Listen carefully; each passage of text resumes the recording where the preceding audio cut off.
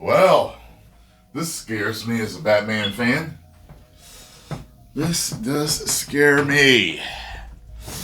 So, James Gunn says that Batman is boring. But he has a plan to fix him in the DCU. Please do not fix him, sir. With all due respect. If you're going to do to him what you did to Soups. You know what, Lex? Sometimes I wake up and I stumble out of bed. I burn my toast. Sometimes I brush my teeth, then I drink my orange juice. But you know what? That's what makes me human. You big old meanie. If you're going to do that to the Bat,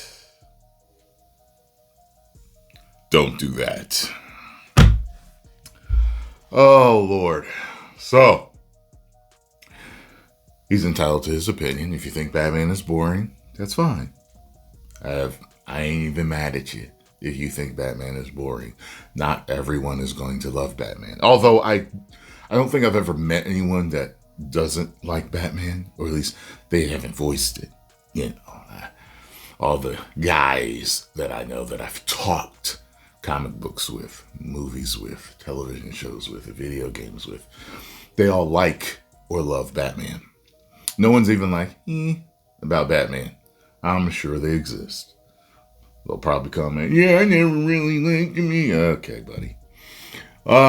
James Gunn is once again talking about Batman, and once again, it's raising eyebrows. In an interview with Rolling Stone from back in June, Gunn openly suggested that Batman has effectively run out of storytelling value. You know, there's so many stories left with Batman. So many stories left with Batman that they haven't even, come on. Calling the character boring due to decades of exposure across comics, television, and film.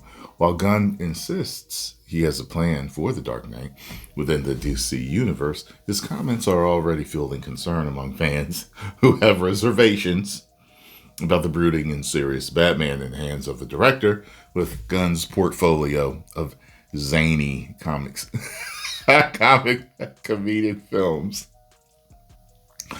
You damn right, that Park Place. Don't stupefy him. Don't make him goofy. Don't make him silly. Don't make him a moron.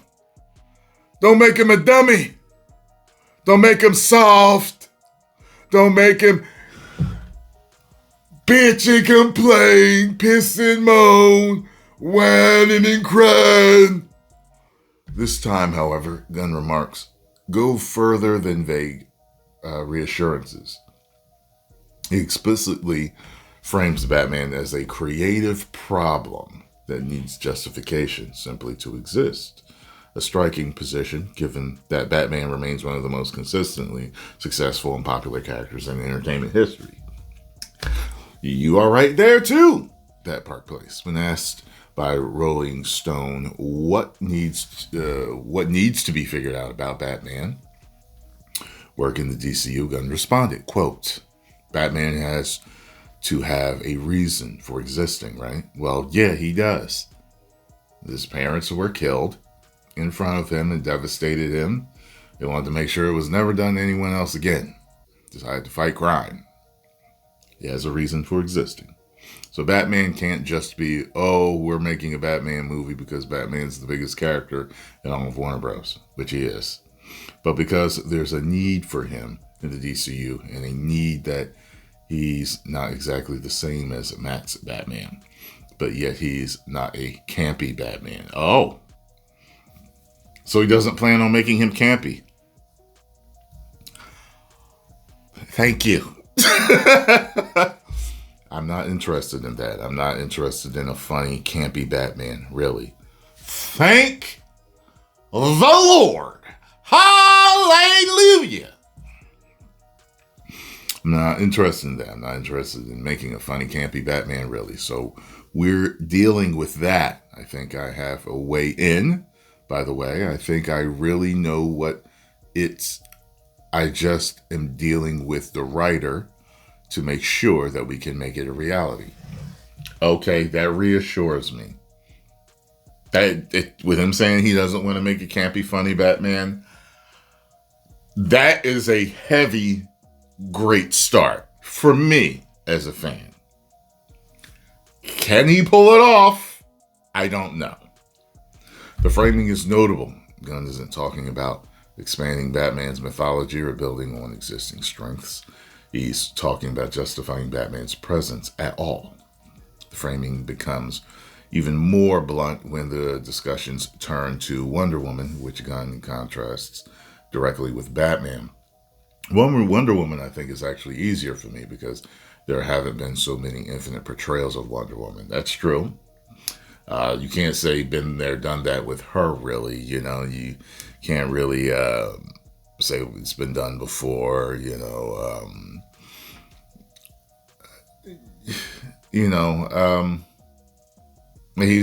right on that as far as trying to be different. You know what I mean? You want to be a different Batman. How are you going to make your Batman different?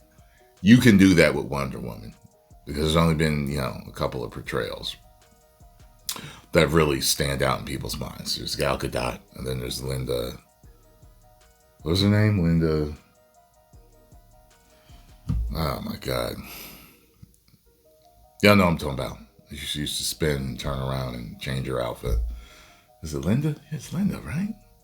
I know she was a model. Anyway, definitely not in the movies, but really anywhere that there have been of Batman. He said every single Batman story has been told. No, it hasn't. It seems like half of the comics that have come out of DC over the past 30 years have Batman in them. He's the most famous. So it hasn't been all told on TV. Maybe in the comics, yeah. He's the most famous superhero in the world and the most popular superhero in the world. I thought a bunch of y'all told me it was actually Spider-Man. Spider-Man's kind of like leaps and bounds, no pun intended, above Superman and Batman. But like overall type of thing, everything from cartoons to toys to video games to movies, like every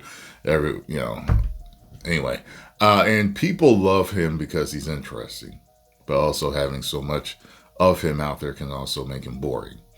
So how do you create that property? Well, what's boring is doing the Joker over and over. Yeah, certain characters, it's just like, okay.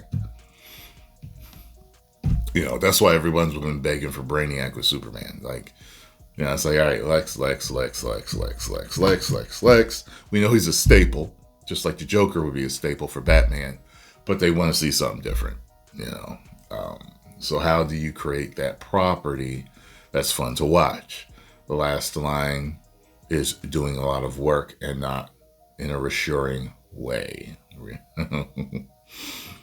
Gunn isn't merely acknowledging franchise fatigue, he's declaring outright that every single Batman story has been told.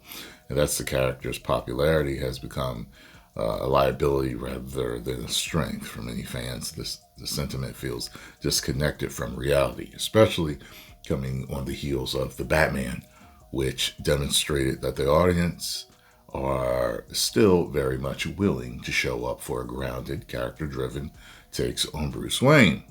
More importantly, Gunn's comments reinforce a pattern that has followed him throughout the DC tenure, framing legacy characters as problems that need to be re-engineered rather than icons to be respected. Excuse me. While Gunn insists he is not interested in a campy Batman, he also offers no concrete details about what his alternative actually looks like. Only that he believes he has a way, providing writings aligned with his vision.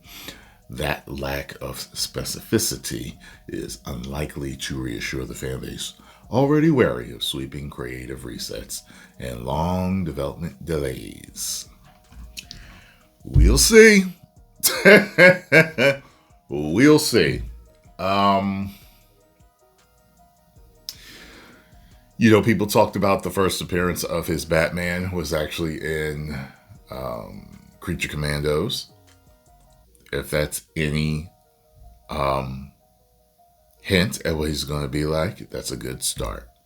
So I'm just going to sit here, wait, and hope. And we shall see. 10 million subscribers.